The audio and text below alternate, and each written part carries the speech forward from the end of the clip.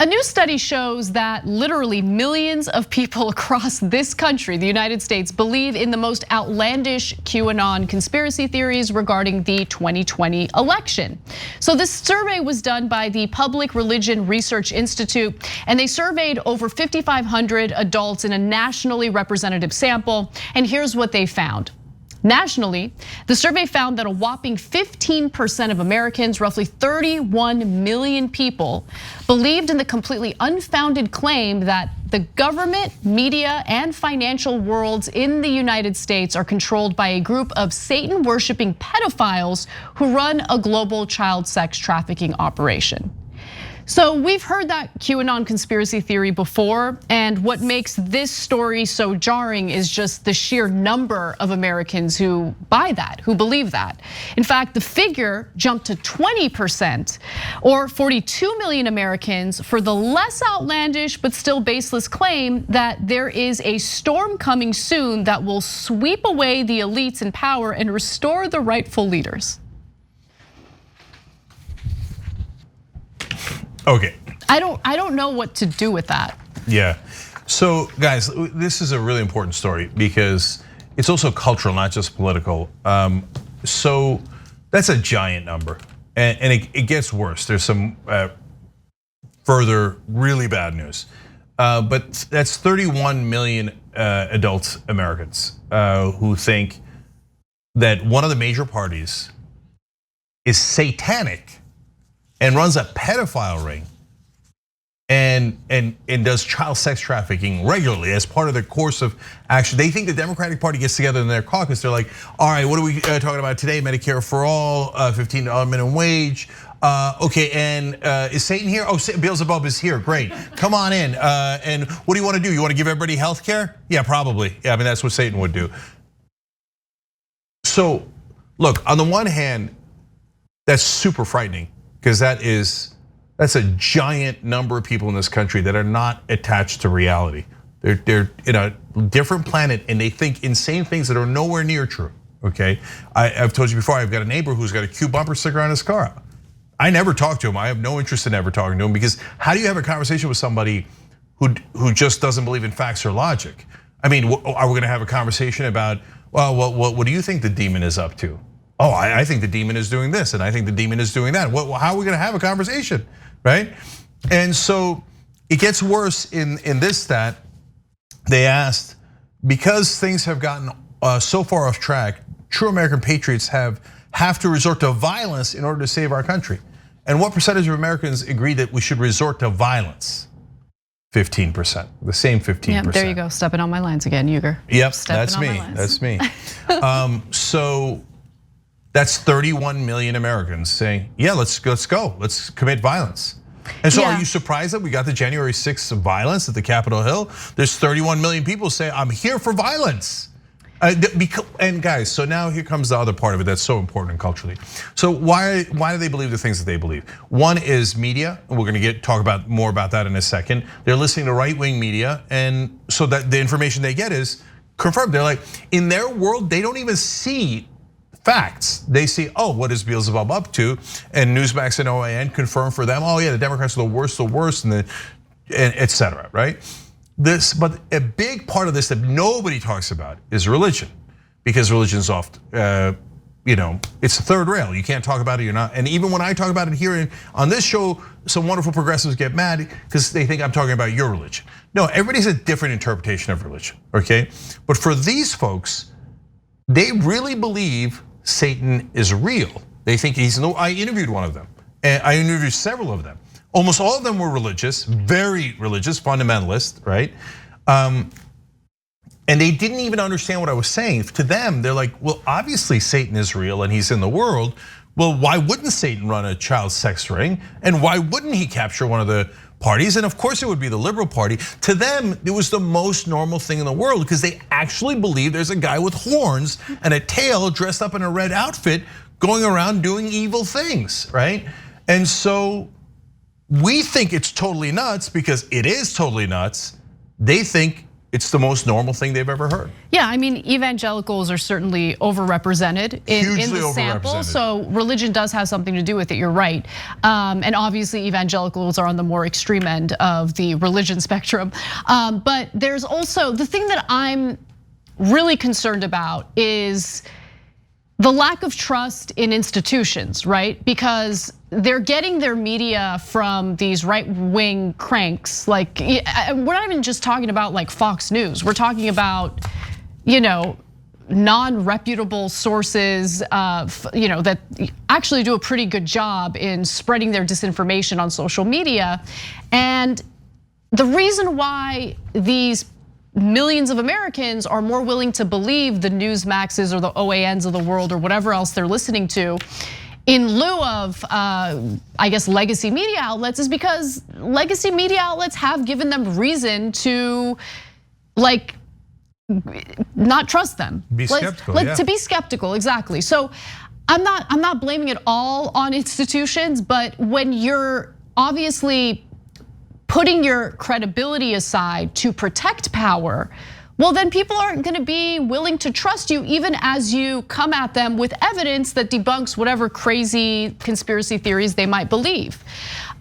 But yeah, you're right about the religion angle, because to me, it's so outlandish to think that there's a group of Satan worshiping pedophiles that drink like child juice or whatever, like insane stuff. Like, where does this come from? But I mean, you'd have to believe in Satan in the first place. Yeah, and to them that's perfectly normal. They think that these folks, these Democrats, are drinking the brain juice of the children. After they molest them and kill them, they harvest their brain juice and drink it. To the rest of us, that sounds like absolute lunacy, because to my knowledge, that's never happened, let alone happening systematically, let alone the entire Democratic Party leadership. And by the way, I'm not biased. If you ever watch the Young Turks, I can't stand Democratic leadership. I criticize them all the time for their policies. I mentioned Medicare for all earlier. I'd love it if they did Medicare for all. They hate Medicare for all. They're not gonna give you free healthcare like every other country has. So I'm not trying to protect them at all.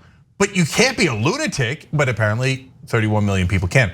But more on this. So Republicans, we gave you 15% of the whole country. 23% of Republicans, so about a quarter of Republican voters believe, yes, child pedophile ring led by Satan is what leads the Democratic Party. So a quarter of the Republican Party is absolutely positively nuts. Okay, but you're burying the lead. 23% of Republicans, but what about Democrats? Don't bury that lead.